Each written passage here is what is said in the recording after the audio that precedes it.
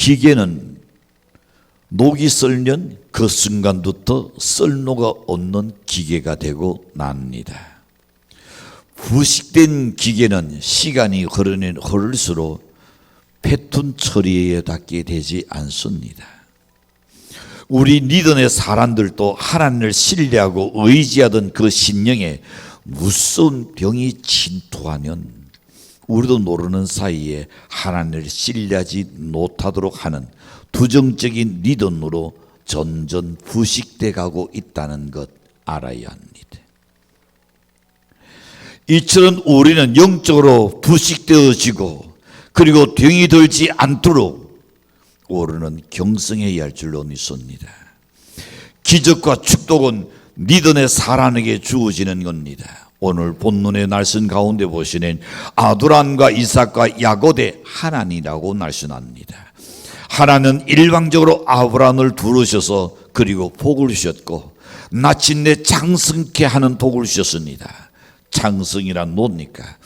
복되고 존귀하고 한 세대를 귀하게 세운다는 그 은혜를 이야기합니다. 리더니 없는 가정, 리더니 없는 사업가, 리더니 없는 지도자는 낯이 퉁낭에 표류하는 것과 같습니다.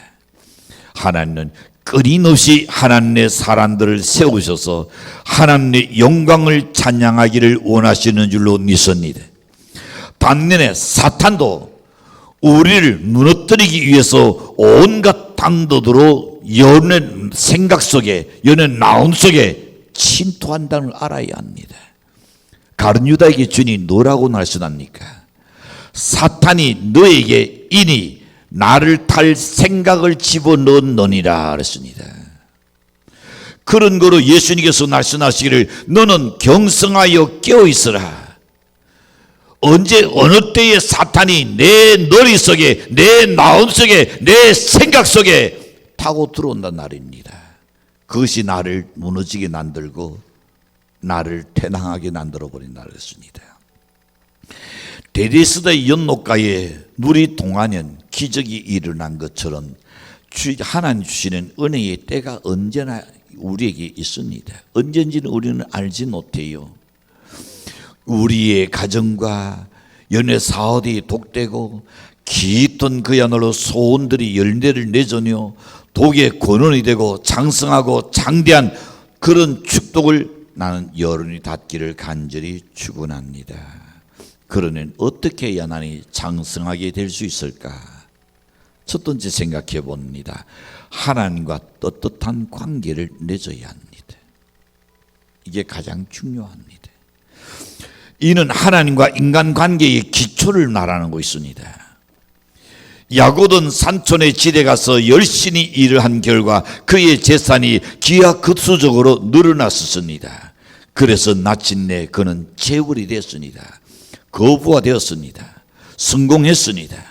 이제 고향으로 돌아가서 편안하게 살고 싶은 마음이 그에게 생겼습니다. 그러나 이 소식을 들은 형이 20년 동안 그야말로 갈아오던 원한의 칼을 뽑아 들었습니다. 군사 400명을 앞세워 나오고 있었습니다. 그 소식을 들었던 야곱이 마음이 불안해졌습니다. 성공하고 출세할 기회가 왔는데 이제는 동네 가서 우리의 나흘에 가서 우리 고향에 가서 큰 소리치며 떵떵대며 그렇게 살고 싶었는데 이혼한 고디가 왔습니다. 이번 고디는 잘 넘어가면 내가 장성하고 장됐는데 어떻게 할 것인가? 야곱은 또 고민합니다.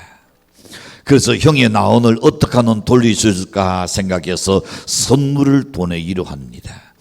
양떼 산신날이, 안소 사신날이, 황소 열날이, 안나기 산신날이를 보냈습니다. 에스가 이것을 보고 나온이 두드러졌을까요? 아니었습니다. 그러다 보니 형의 나온을 도저히 이제는 믿을 수가 없습니다.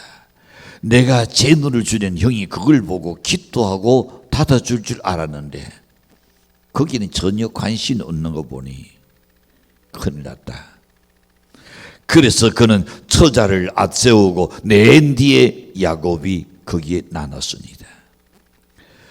그런데도 불구하고 그는 나은이 둘 안에서 도저히 견딜 수가 없었습니다. 그래서 야곱은 야독강 앞에서 그는 엎드렸습니다. 하나님께 기도합니다. 창세기 32장 26절에 보면 이렇게 말합니다. 나에게 복 축도하지 않으니 내가 놓지 않겠나이다. 자, 천사와 붙들고 지금 단을 짓세우면서 실은 안에서 그때 야곱이 그 이름을 어떻게 이제는 야곱이라지 말고 이스라엘로 바꾸주면서 여호와 하나님이 함께 하실 것을 약속을 받아냈습니다. 하나님이 함께 하시는 그 순간에 두론이 사라져 버렸습니다. 불안한 나온도 사라졌습니다. 우리의 재산이나 명예나 권세 그 모든 것을 하나님이 지켜주셔야만이 할 줄로 믿습니다. 그 이후로 야곱은 하나님께서 함께 하시니 장성하고 장대한 복을 받은 사람 야곱입니다. 그런데 성경에 하나님과 관계가 잘못된 사람을 또 있습니다. 누굴까요? 요나를 생각해 봅니다. 요나는 하나님께서 지시하시는 니누로 가서 그곳에서 복음을 외쳐냈는데 그는 어디로? 다시스로 갑니다. 패역한 그들에게 복음을 전하다가 돌에 맞아 죽으면 어떡할까? 걱정도 되고 불안하고 그리고 가고 싶지 않았습니다. 또 한편으로 생각하는 하나님은 사랑의 하나님이시라 회개한 자를 하나님은 긍휼이시고 언제나 용서해 주시는데 만약에 내가 외칠 때에 니누 백성들이 하나님 앞에 회개하면 그리고 그들이 다시금 복을 받는다면 나는 그걸 볼 수 없다. 그래서 그는 다시스로 가버렸습니다. 근데 나 지금 두둑가에 가니 어떻습니까? 나 지금 다시스로 가는 배가 배고동을 울리면서 승객을 지금 빨리 타라는 소리를 울립니다. 그는 넙석 대삭을 주고 그리고 배를 올라탑니다. 그런데 배 위에 올라탔지 나는 한결 나오는 편치 않았어요. 그가 배에 타서는 이제 편안해야 하는데 내가 가고 싶지 않은 곳에 안 가고 내가 가고 싶던 도로 내가 배를 타서는 나오니 편안해야 하는데 그러지 못했어요. 왠지 일을 해도 편치 않고 앉아도 편치 않고 그는 그래서 자리에 누웠습니다. 여러분, 오늘 우리가 하나님과의 관계가 떳떳하지 못하면 나오니 안 편안합니다. 뭘 하든 편치 않아요. 요나는 대니트에 들어가서 잠을 청했습니다. 흔히 사람들이 죄를 지으면 뭘 피한다? 낯을 피합니다. 얼굴을 피한다 말입니다. 부부 사이에도 뭔가 숨기는 것이 있으면 얼굴을 마주치지를 못하려고 합니다. 사람과 사람 관계 속에서나 하나님과의 관계 속에도 여러분 마찬가지입니다. 뭔가 나 안에 캥기는 게 있으니 그 사람의 얼굴을 보지 못하는 거예요. 보지 마라 해서가 아닙니다. 자기 스스로가 고개를 돌려버립니다. 요나가 하나님과의 관계가 떳떳하지 못한 것처럼 여러분 오늘 우리에게도 가장 무서운 것은 하나님과 나와의 관계가 떳떳하지 못하면 우리가 복을 받을 수 없다는 것. 욥기 1장 4절을 보시는 이렇게 말씀합니다. 내가 독수리처럼 높이 오르며 별 사이에 깃들일지라도 내가 거기서 너를 끌어내리라. 인간이 하나님의 낯을 피하여 여러분 숨을 곳이 아무것도 없습니다. 갈 곳도 없습니다. 아무것도 여러분 하나님의 얼굴을 피할 것은 없는 줄로 믿습니다. 사람들이 풍랑으로 인하여 곧 다 죽게 되었습니다. 그래서 이 재앙의 원인이 도대체 누구 때문인지 제비를 뽑게 됩니다. 그때 누가 요나가 걸렸습니다. 도대체 너는 어떤 놈이냐? 너는 뭐하는 놈이냐? 너는 왜 지금 다시 가는 배를 탔느냐? 선장이 추궁하는 때에 그는 이렇게 말하죠. 요나서 1장 9절과 10절과 12절 가서 보시면 나는 여호와 하나님의 섬기는 사람인데 즉 하나님 종이다 그랬습니다. 하나님을 경외한 자다 그랬습니다. 하나님의 낯을 피한 연곤이 하나님의 낯을 피했다 그랬어요. 여러분, 우리가 죄를 지어는 제일 먼저 하나님의 낯을 피합니다. 사람의 낯을 피합니다. 그리고 나를 들어서 바다에 던지는 바다가 잔잔하게 될 것이다 그랬으니 내 때문이다. 나 때문에 이랬으니까 그렇게 하라 그랬습니다. 우리는 하나님 앞에 지은 잘못이 있다는 요나같이 내 잘못이라고 내 탓이라고 깨닫고 고백하는 길이 열리는 역사가 일어날 줄로 믿습니다. 모든 것이 내 잘못이요 내 죄요 나 때문이라고 하면 될 텐데 사람들은 모두가 그 원인과 잘못을 다른 사람에게 돌리려고 합니다. 내가 그렇게 하고 싶어서 그런 것이 아니라 그가 그렇게 했기 때문에. 여러분, 하나님 그걸 원치 않습니다. 두두 관계도 마찬가지입니다. 아주 치꼬리 나난 그 자존심 때문에 큰 싸움이 벌어지고 극기야 갈라서는 일들이 많습니다. 그 아주 중요한 것도 아니요. 작은 자존심 때문에. 여러분, 소위 남편 길들이게 한다 치고 혹은 버릇 고친다 하고 여러분 때로는 냉전이 이어집니다. 냉전이 시간이 지나가는 더 무서운 결과를 가져온다는 것도 알아야 합니다. 성경 뭐라고 이야기했어요? 너희가 돈을 내지 아니할 수는 없으나 그 다음에 뭐라고 했죠? 에? 어이 참네. 그러니까 갈등이 늘 있죠. 해가 지기 전에 부르라. 해가 지기 전에 화해하라. 하루를 넘기지 말라 그랬습니다. 에베소 5장 21절과 25절까지 보시되 남편은 아내 사랑하기를 그리스도께서 교회를 사랑하기 위하여 자신을 주신같이 사랑하라고 했고 아내도 또한 교회가 그리스도에게 하듯이 본사에 그 남편에게 독종하라고 말합니다. 여기서 독종은 냉종을 말하는 게 아닙니다. 펄벅 여사가 복종을 가르쳐서 이렇게 말합니다. 내 인격 전도를 낚이는 것이다. 사랑하기에 내 모든 인격을 낚일 수 있고 내 몸처럼 사랑할 수 있는 건 줄로 믿습니다. 요나가 나 때문에 하면서 자신을 들어서 바다에 던지라고 해서 결국 그렇게 했더니 문제는 해결되었습니다. 베드로전서 4장 12절과 13절을 보면 이렇게 말씀합니다. 사랑하는 자들아 너희를 연단하려고 오는 둘시언을 이상한 일 다하는 같이 이상히 여기지 말고 오히려 너희가 그리스도의 고난에 찬양하는 것으로 즐거워하라. 이는 그의 영광을 나타내실 때에 너희로 즐거워하고 기도하게 하려 하니라 그랬습니다. 문제를 당할 때에 여러분 남을 원망하지 말라. 비방하지도 말라. 남을 탓하지도 말라는 겁니다. 그 모든 문제의 원인은 나 때문이다. 그렇게 생각을 가지고 나에게 돌이키는 마음이 편안해집니다. 내 자신을 돌이키고 나는 마음이 편안해져요. 밝아져요. 문제도 해결될 줄로 믿습니다. 두 번째, 장성케 하는 복을 받으려면 두 번째가서 삶의 방향을 전환해야 합니다.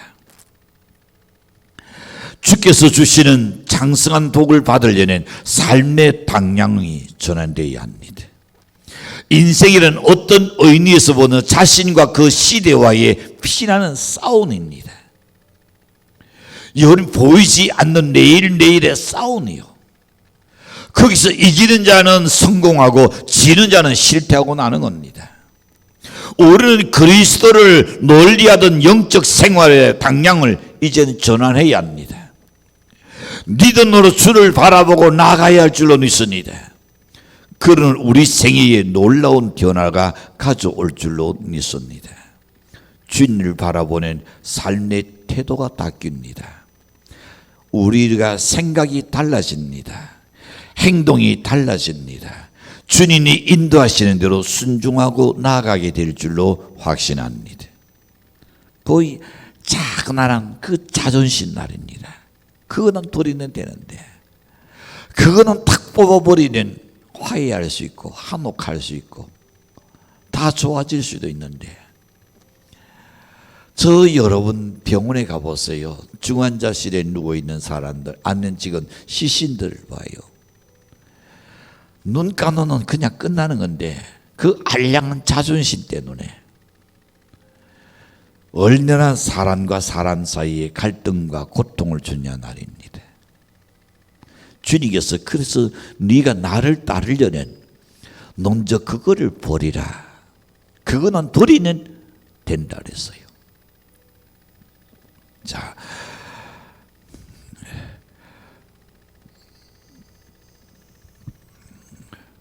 우리의 앞길을 창대하고 장성하게 하나님께 독된 길로 가기 위해서는 정말로 우리의 삶의 태도나 우리의 생각이나 우리 행동이 달라져야 할 줄로 믿습니다. 오래전에 인문 계열에서 수석으로 합격한 사람이 있었습니다. 그 이름은 장성수라는 청년입니다. 그는 신문에서 고백하기를 이렇게 말합니다. 공부가 가장 쉬웠다 그랬습니다. 도저히 이해가지 않는 말이죠. 공부가 가장 쉬웠대요. 그는 6살에 아버지가 돌아가셨습니다. 홀 어머니와 동생을 데리고 살아가는데 이 청년은 자기 신호를 너무나 부득이고 힘들었습니다. 그래서 어떤 때는 잘 사는 사람 보면 그냥 미움이 생겨요. 잘 먹고 잘 입은 사람을 보면 그냥 때려주고 싶던 그런 심정이 생겼대요. 그리고 세상을 다뤄볼 때에 너무 원망스럽다는 겁니다. 그러나 살기 위해서 그는 포클레인 기사 일도 하고 식당에 가서 물수건 그거 주는 거 그거를 대달해서 날라주는 일도 하기도 하고, 때로는 가스통을 메고 다니면서 대달부 노릇도 하고, 때로는 망나 가게에서 문지기도 봐주기도 하고, 그는 일생 동안 안 해본 일이 없다시피 돈만 되는 일이라면 왜 홀 어머니와 동생들을 다 거느리기 위해서는 안 해본 일이 없었다 그랬습니다. 그러다가 이 청년 한도는 친구를 만나기 위해서 대학교 캠퍼스를 가게 됐다는 겁니다. 대학교 캠퍼스 들어가는 순간에 그의 눈이 희둥그러져 버렸습니다. 활력이 넘치는 대학의 노수든 그에게 전혀 다른 세상에 온 것 같은 그런 느낌이 들었습니다. 아하, 이런 세계도 있는구나. 그는 그날부터 나도 공부해야지, 나도 열심히 공부해야지. 낮에는 일하고 밤에는 공부하는데 고등학교 때 공부는 하지 않고 매번마다 하는 일이 뭘까요? 그런 갈등 속에 있으니까 주눅진나 하고 다녔는 거죠. 다시금 공부하려니까 1년 해도 안 되고 다시 2년 해도 안 되고 3년 해도 안 되고, 그러나 포기하지 않았습니다. 적어도 6년 만에 마침내 그는 대학의 수석으로 합격하게 됐다는 그 영광의 자리를 차지하게 됐던 겁니다.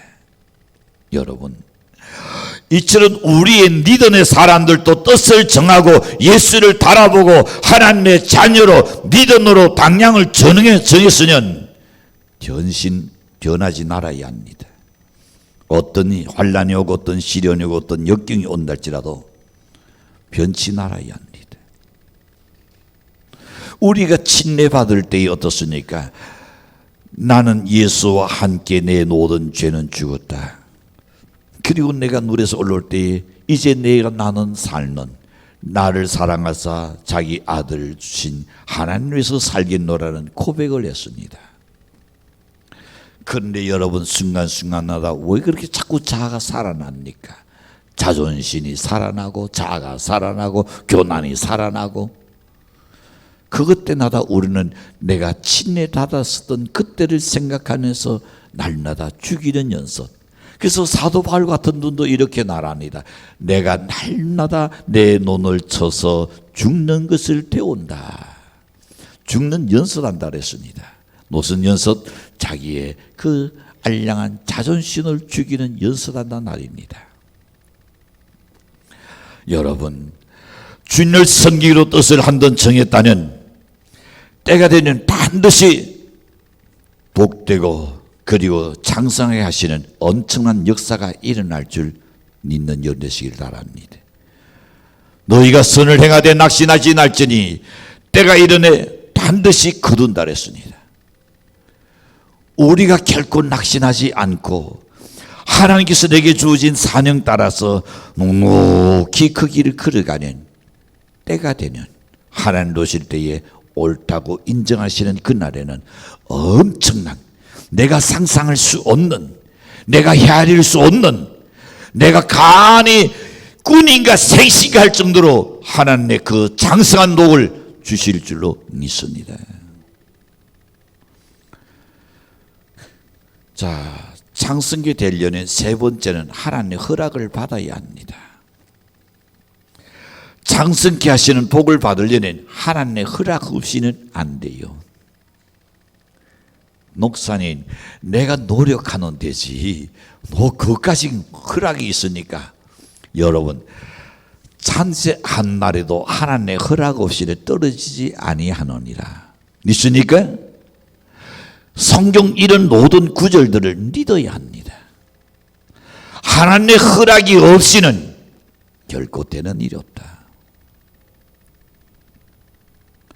만약에 여러 회사에서 여러 기발한 아이디어를 가지고 있습니다. 정말로 남들이 깜짝 놀랄 것 같은 개발을 했다고 생각합시다. 그러는 그냥 하면 되나요? 내가 얼마나 좋은 아이디어인데 자기가 하면 되나요? 아니요. 위에서 사인이 떨어져야 합니다. 해도 좋다는 사인 떨어야지. 안 떨어지고는 안 돼요. 오늘 우리의 아무리 좋은 아이디어 있고 아무리 좋은 노력이 있고 아무리 좋은 것이 있다 할지라도 하나님이 허락하셔야 내가 장성하게 될 수 있다. 할렐루야. 하나님의 자녀들은 주님의 허락을 따라서 행해야 할 줄로 믿습니다. 하나님의 허락을 받아서 하나님의 원칙대로 살아야만 우리의 삶 속에 열매를 맺을 수가 있습니다. 그렇지 않으면 우리 삶의 열매를 맺을 수가 없는 겁니다. 하나님의 축복을 받은 첫 번째 단계가 뭘까요? 첫 번째 단계 보시면 하나님 축복 받는 첫 번째 단계가 강단지기를 통해서 복을 받는다는 것. 이게 하나님의 뜻입니다. 자, 족장 시대는 족장들을 통해서 하나님이 축복을 전승해 주었습니다. 구약 시대는 왕이나 제사장 그리고 선지자를 통해서 하나님께서 그들에게 복을 내렸습니다. 그러나 오늘날은 성령의 시대는 강단지기를 통해서 축복이 선포되고 그 축복의 날선을 나 지금 데레아 사람같이 하나님 날선으로 받아들일 줄 알 때에 복이 될 줄로 믿습니다. 강단지기가 전해주는 날선을 따라서 그 날선대로 준행하며 또 강단지기에 축복할 때에 그 기도를 리듬으로 받아들인다는 놀라운 복이 임하려고 확신합니다. 그 다음에 우리는 생각해 봅니다. 두 번째서 하나님의 축복 받는 두 번째 단계가 뭡니까? 예배의식입니다. 설교는 세상에서 말하는 어떤 강연이나 연설이 아닙니다. 그냥 한편에 그냥 글을 써서 전하는 게 아니에요. 하나님이 날선하시는 날을 전하는 겁니다. 목회자는 이 날선을 준비하게 하여 낯이 해산의 고통을 합니다. 앉아놨으나 어디를 가든지 항상 거기에 머릿속에 연두에 있습니다. 날선을 살피며 기도합니다. 때로는 세상 돌아가는 것을 알게 하여 신눈을 뒤적거리기도 합니다. 그 외에도 세상의 전 세계가 어떤 방향으로 돌아가는지 거기에 대해서도 민감한 관심을 갖고 또한 눈여겨봅니다. 어떤 일을 하든 누구와 대화를 하든 간에 온통 그의 머릿속에는 항상 말씀 증가하는 일을 갖다가 결코 잊어버릴 수가 없는 겁니다. 그래서 마침내 하나님 주시는 그 날선을 딱 붙잡고 어쩔 줄 모르는 기쁨 속에서 그 날선을 준비하게 되죠.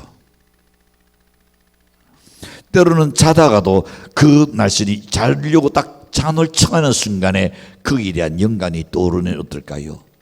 옷을 주선주선 입고는, 그리고는 다시금 서재에 갑니다.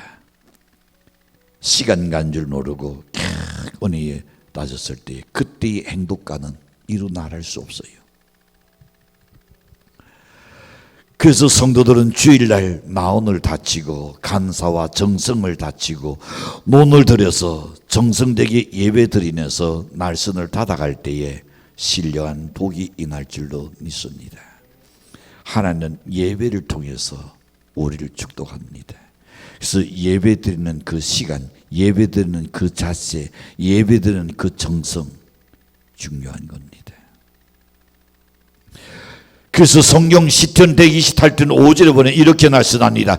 여호와께서 시온에서 내게 노한다 복을 주실지어다. 너는 평생에 예루살렘에 돈영을 보내어 그랬습니다. 하나님께서는 시온에서, 하나님의 성전에서, 하나님의 성전 강단에서 흐르는 말씀을 통하여 너희에게 복을 주신다 그랬습니다. 진짜요. 내가 언젠가도 이야기했잖아요. 저는 축농증으로 수술하지 않고는 견딜 수 없는 그런 처지였습니다. 축농증이 들어오면 안기가 안 됩니다. 근데 앉아서 여름처럼 제가 학창 시절 때였습니다. 앉아서 설교를 들을 때에 그 날씬히 하나님 나에게 인하기를, 간절한 마음으로 설교를 듣는 순간에 하나님은 나를 치유해 버렸습니다. 벌써 50년이 넘었어요. 축농증 도지질 않아요. 완벽하게 치료하신 하나님이십니다. 세 번째 생각해 봅니다. 세 번째 단계는 문제 속에서 허락을 받는 겁니다. 갈릴리 바다를 보면 잔잔한 날도 있지만은 바람이 들고 태풍이 몰아칠 때도 있습니다. 갈릴리 바다의 노수도 마치 우리네 인생을 보는 것과 같은 겁니다. 그러나 이런 파도와 태풍은 바다를 정화하는 역할을 한다는 것도 알아야 합니다. 가끔 이런 태풍이 불고 해오리가 치고 때로는 이런 바다가 뒤집어지는 그런 역사 있는 것, 나쁜 것은 아닙니다. 다시 바다 속에 생물이 살게 만들어 놓는, 오염된 것을 정화시키는 역사가 있습니다. 마찬가지로 우리에게 두드치는 여러 가지 환난은 영적 성장의 열매를 맺게 하시는 하나님의 숨겨진 경륜이 있다는 것을 믿으시기를 바랍니다. 우리의 문제 속에서 하나님 축복한다는 말입니다. 문제가 없으니 기도하지 않아요. 문제가 없으면 하나님께 가까이 나가지 않아요. 그러나 문제가 있음으로 인하여 하나님께 나아가게 되고, 문제가 있음으로 인하여 우리가 하나님의 뜻을 알게 되고, 문제가 있음으로 인하여 우리가 하나님과 새로워질 수 있는, 가까워질 수 있는 그런 기회가 된다는, 문제는 문제가 아니라 그런 축복입니다. 여러분, 내가 과연 하나님과의 관계 속에서 어떤 관계를 지니고 있는가, 우리는 한번 생각해 보시기를 바랍니다. 어떻게 이 무거운 십자가를 과연 내가 짊어지고 평생을 갈 수 있을까? 때로는 여러분 낭쓰릴 때도 있을 겁니다. 그러나 사랑하는 성도 여러분, 우리 앞길이 창성하고 창대하고 존귀한 인생의 주인공이 되기를 원하십니까? 여러분과 연애 자녀들이, 또 연애 손자들이, 연애 가문이 잘 되길 원하십니까? 그렇다면 다시금 우리는 그스로 가서 하나님과의 떳떳한 관계를 맺기를 바랍니다. 조금도 양심에 툭구름이 얹고 끓이낌이 없어야 합니다. 끓이낌이 있으면 그냥 가만히 있는 게 아니라 노라고 그랬으니까 네 재물을 제단에 두고 가서 화해하라. 내 양심에 끓이낀 것을 털어버려야, 그래야 하나님의 축복의 눈이 열릴 줄로 믿습니다. 그리고는 하나님을 향하여 내 삶의 방향을 전환해야 한다 그랬습니다. 그리고 하나님 앞에 허락을 받게 되면 하나님 허락해 주시는 장성하고 장대하게 좋은 세월의 주인공이 모두가 될 줄로 믿습니다. 기도합니다.